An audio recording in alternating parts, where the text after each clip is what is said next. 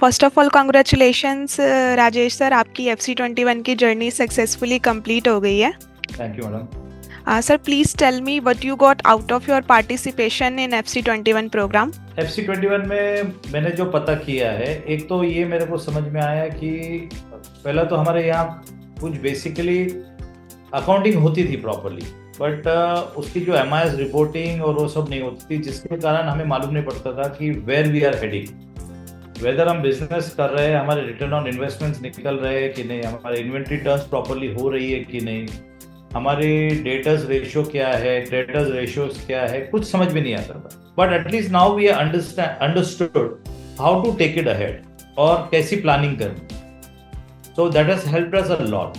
And sir, what was the main problem you were dealing before joining the FC21 program?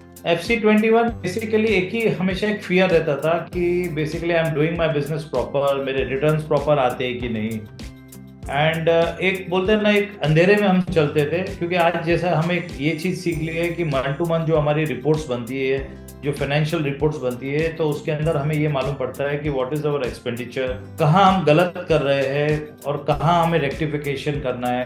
क्योंकि यहाँ हमारे पास planned और actual दोनों है। तो जो प्लान किया वेदर वो अचीव कर हुआ कि नहीं, अगर नहीं हुआ तो क्यों नहीं हुआ, कहाँ हम गलत जा रहे हैं, क्या एक्सपेंडिचर गलत कैसे कर दिया है, या बेसिकली इंटरेस्ट बर्डन कितना आ रहा है। तो सबसे बड़ा जो चैलेंज था, इंटरेस्ट काफी कंट्रोल में हमको लाने का बेसिकली हम कर रहे हैं इसके। Okay, and sir, do you think more and more business owners should do this program and why?